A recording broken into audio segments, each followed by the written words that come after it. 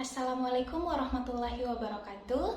Hello, let me introduce myself. My name is Andi Nur Afifa Asdam from class AG3, 5 semester in English Language and Literature Department at Alauddin State Islamic University, Makassar. In this video, I will discuss 3 important points about discourse analysis. So, in this video, I will answer and explain several questions related to my mid assignment, namely discourse analysis, where I will discuss 3 important points in discourse analysis. Namely, the first materials is the urgency of studying discourse analysis in English language teaching. The second materials is discourse analysis and English language teaching. And the last materials is the scope of discourse analysis. Now, first, I will discuss about the urgency of studying discourse analysis in English language teaching. For the first question is, what are the reasons for studying discourse analysis? And my answer, in my opinion, the reason for studying discourse analysis, because studying discourse analysis, we can understand how language shapes and reflects social interaction. It can give us insight into power dynamics, cultural norms, communication strategies, and help in fields such as linguistics, sociology, and communication studies. For the second question is, what are the difference between discourse analysis and error analysis in terms of their genesis and focus?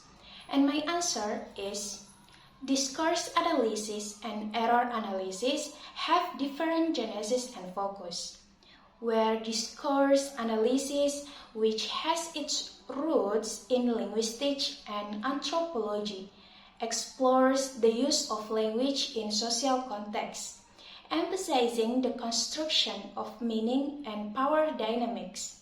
In contrast, error analysis, which originates from applied linguistics, concentrates on the identification and correction of language errors made by learners, with a primary focus on language production errors. Now, we move to the second materials is discourse analysis and English language teaching.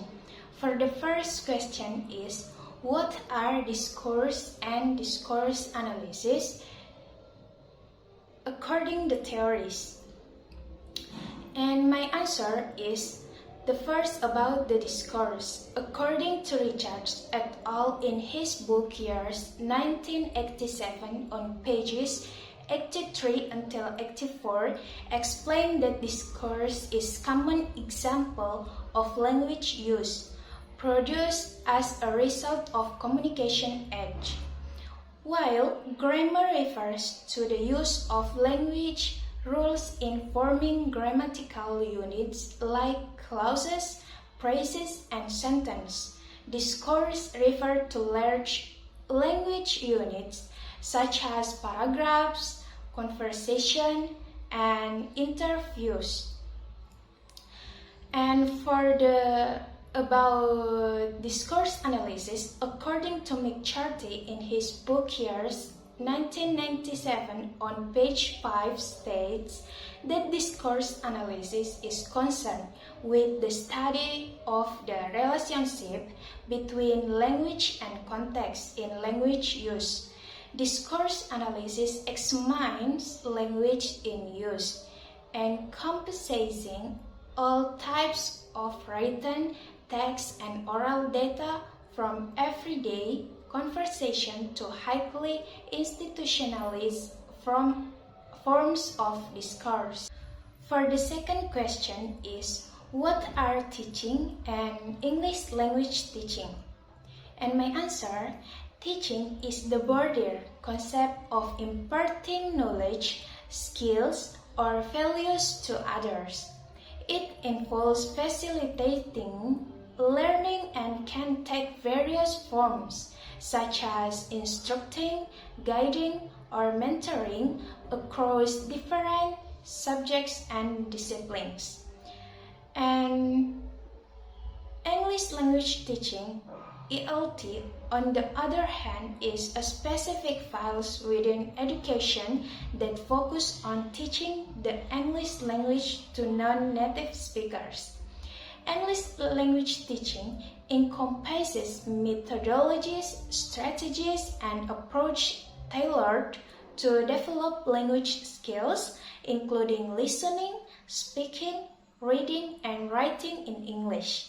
The third question is, what is the relationship between discourse analysis and English language teaching? And my answer is, discourse analysis and English language teaching, or ELT, are closely related, as discourse analysis provides insight into how language is used in context, helping educators design more effective language teaching materials and objectives. By examining spoken or written communication, discourse analysis in English language teaching allows teachers to focus on pragmatic aspects, such as the organization of ideas, conversational strategies, and use of language in different social contexts. In practical terms, incorporating discourse analysis into English language teaching helps students develop not only grammatical and lexical competence, but also communicative competence. It enables learners to understand and produce language in authentic situations, promoting effective communication skills. Therefore, the relationship between discourse analysis and English language is instrumental in creating more relevant and engaging language learning experience. Now, we move for the last materials is the scope of discourse analysis. For the first question is, what is spoken discourse, and refer to the theories. And my answer, spoken discourse is highly informal and complex in its structure. McCarthy, 1991, says spoken language is a vast subject, and little is known in hard statistical terms of the distribution of different types of the speech in people's everyday lives. Spoken discourse includes mostly phrases and complete sentences, and includes many pauses and hesitations. Moreover, spoken discourse refers to reciprocal types of discourse in which the sender can check reception and adjust to it. For the second materials is, what are the differences between classroom and casual conversation? And my answer is, according to McCarthy, there are some difference between classroom conversation and casual conversation, one of which can be seen from some facets of that. Facet of proposed classroom conversations primarily focus on learning, instruction, and meeting educational objectives. Meanwhile, casual conversations, driven by social interaction, personal connection, and a variety of purposes such as sharing experience or building relationships. Facet of language complexity. Classroom conversation tend to involve more complex and formal language, especially when discussing academic topics. Meanwhile, casual conversation often feature simpler language, colloquial expressions, and may include informal vocabulary and slang. Facet of turn-taking patterns. Classroom conversation typically follows structured turn-taking patterns, with the teachers guiding the interaction. Meanwhile, casual conversation have more flexible turn-taking, with participants contributing based on the flow of the conversation. Facet of topics and context. Classroom conversations center around academic subject and are influenced by the educational context. Meanwhile, casual conversation cover a wide range of topics, including personal experience, daily life, and shared interest, and facet of feedback and corrections. Classroom conversation may involve more explicit correction and feedback from the teachers. Meanwhile, casual conversation is correction, if any, are often implicit and may not be asked formally. For the third question is the reasons for analyzing the discourse or classroom and casual conversation. And my answer, the reason for analyzing the discourse, whether in class or casual conversation, is to achieve some purpose, such as can understand communication patterns, identify social and power dynamics, pragmatic competence, cultural insight, pedagogical applications, improve language teaching, and improve communication skills. The fourth question is how to analyze the discourse. Example for analyzing the discourse. And my answer is how to analyze the discourse. Analyzing discourse involves examining the use of language in communications to reveal underlying patterns, structures, and meanings. Here are some examples and steps for analyzing discourse. The first is transcriptions. Start by transcribing the spoken discourse. This involves converting spoken language into written form, capturing not only the spoken words but also elements such as pauses, intonation, and non-verbal cues. The next is identify main themes and topics. Group discourse into themes or topics. This involves identifying subjects or issues that are repeatedly discussed throughout the conversation. Pay attention to topic shift and transcription between ideas. The next is turn-taking analysis.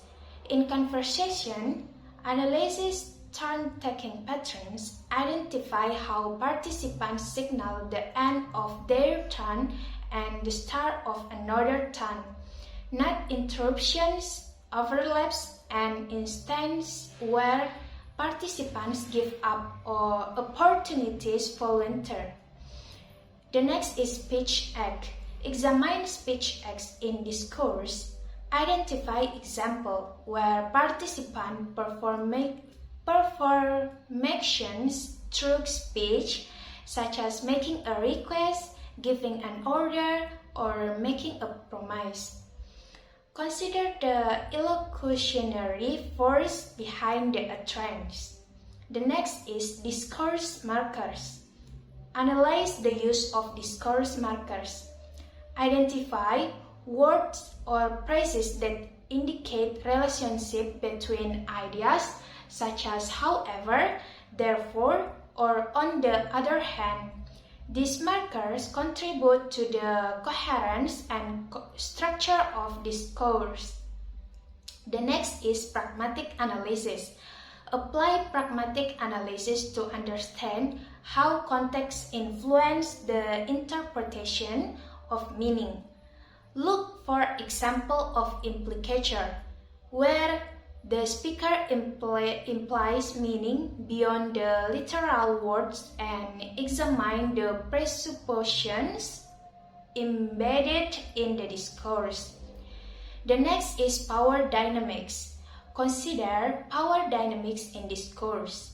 Analyze how participants assert authority, agree or disagree, and negotiate, influence, identify example of dominant or marginalist voice. The next is cultural context. Consider the cultural context of the discourse. Analyze expressions, idioms, or cultural reference that might carry a particular meaning within the participants' cultural framework. The next is emotional tone. Assess the emotional tones of the discourse. Identify emotional expressions, attitudes, or effective sentence. Pay attention to change in tone and their impact on the overall meaning of the communication. The next is comparative analysis. Comparative discourse with similar or contrasting example. This comparative analysis can reveal variations in communication styles, patterns, or strategies across different contexts or participants. The next is critical discourse analysis. If conducting critical discourse analysis, examine how language contributes to power structures, ideologies, and social representations. Consider how language is used to legitimize or challenge dominant discourse. The next is reflection and interpretation. Reflect on the finding and interpret the meaning of the discourse. Consider the implication of analyzed patterns for understanding communication dynamics, relationships, and the broader context. For example, short discourse analysis text. The government plans to increase investment in the education sector. It is hoped that this plan will improve the quality of education and provide better opportunities for future generations. Analysis main topics is increasing investment in the education sector. The next is goals, improve the quality of education and provide better opportunities. The next is use of language, is positive and aspirational language, emphasizing the positive benefits of the plan there. The next is the target audience, general public and readers who care about education.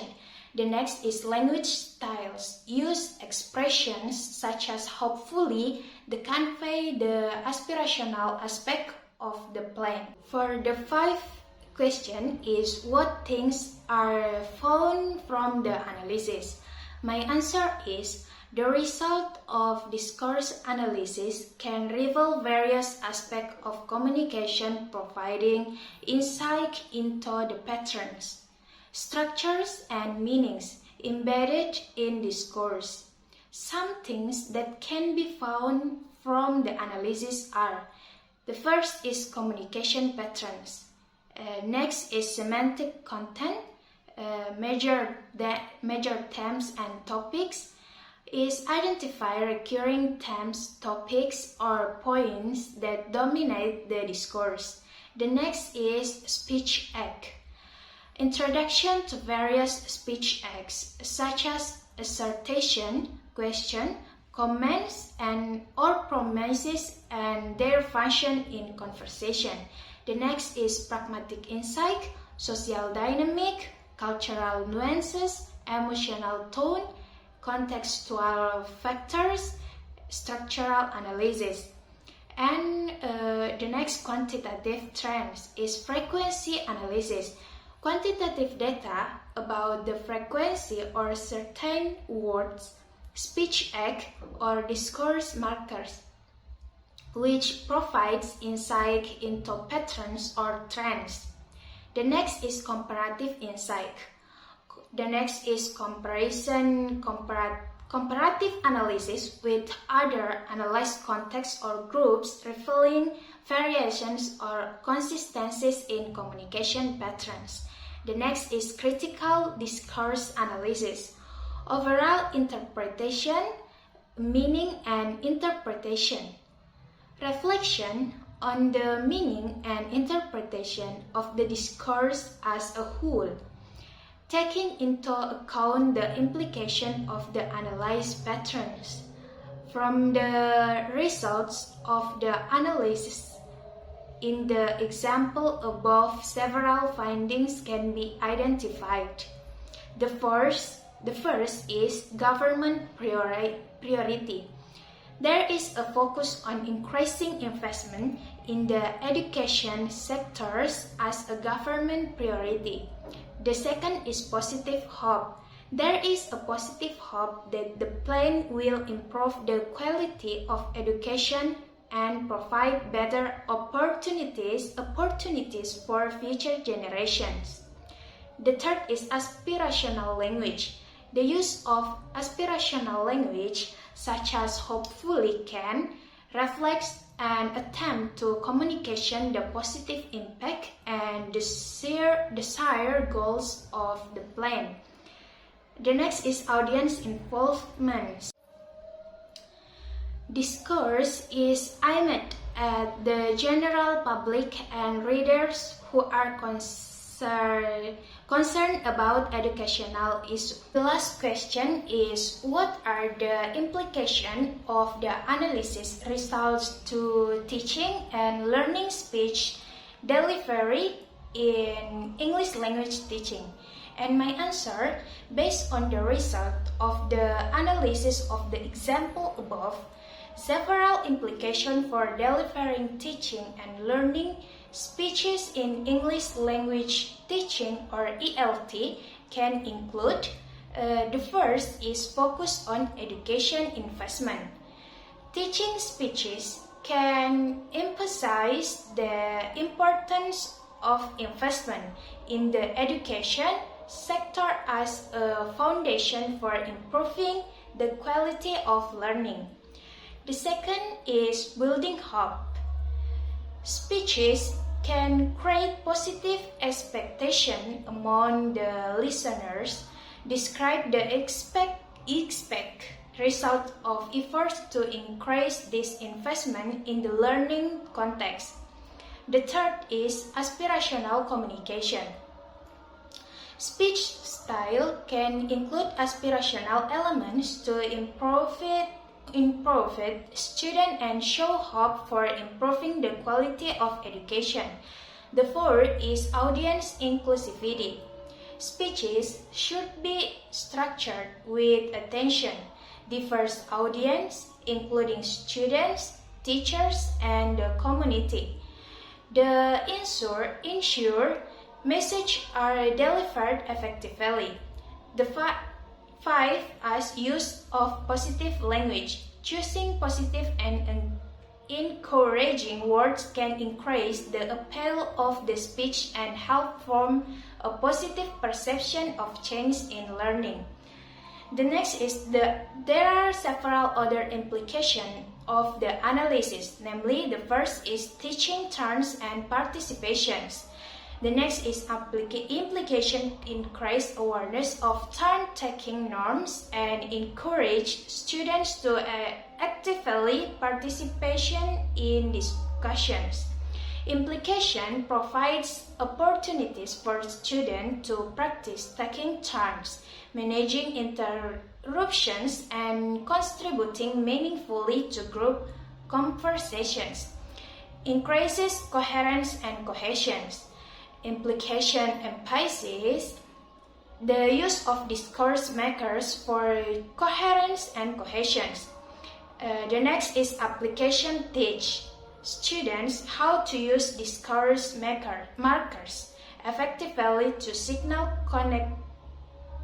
connection between ideas, organize speech, and increase overall coherence, and develop a politeness strategy. Implication: develop an understanding of politeness strategies in speaking.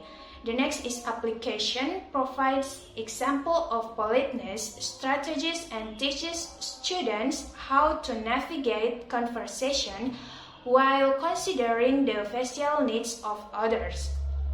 The next is cultural sensitivity. The next is implication, recognize and address cultural nuance in speech. The next is application, incorporates discussion of cultural difference in communication styles, helping students develop cultural sensitivity and adaptability in diverse contexts. And the next is teaching pragmatic competence. The next is implication, emphasize pragmatic competence for effective communication. The next is application, includes activities that focus on speech act. Implicatures and presuppositions, helping students understand the pragmatic function of language in a variety of social situations. The next is raising awareness of speech act. The next is implication, increase awareness of various speech acts and their function. The next is application, provide explicit instruction about various speech acts and engage students in activities that require them to use language to perform specific function, making request, giving advice. The next, incorporating critical discourse analysis. The next is implication, integrating critical discourse analysis into language teaching. The next is application, explore social issues, power structures, and ideologies through language, developing critical thinking skills and encouraging students to analyze language use in the broader context of society. Now we move to the conclusion. The conclusion that I can draw from this mid-discourse analysis assignment are the first is the urgency of studying discourse analysis in English language teaching. Understanding discourse analysis in English language teaching, or ELT, is crucial due to its role in unraveling the intricacies of communication. By delving into discourse analysis, educators can comprehend how language functions in various contexts, enabling them to tailor teaching approach that align with authentic communication patterns. This insight encases language instruction, fostering effective language acquisition. Second is discourse analysis and English language teaching. Discourse analysis in English language teaching focus on scrutinizing spoken and written language in its context, emphasizing how language shapes and reflects social interactions. Integrating discourse analysis into English language teaching allows educators to go beyond traditional linguistic structures, addressing pragmatic aspects. This method enhances language learners' proficiency by exposing them to real-life language use, cultural nuance, and communicative strategies. The third is the scope of discourse analysis. Discourse analysis encompasses a broad scope, encompassing not only the structure of language but also the social, cultural, and contextual dimensions of communication. In English language teaching, the scope of discourse analysis extends to examining language in use, discourse structures, conversational strategies, and the impact of power dynamics on communications.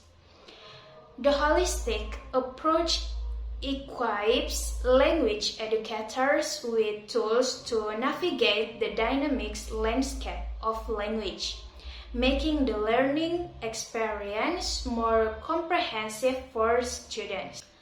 The next is a recommendation to teachers and learners of English from me.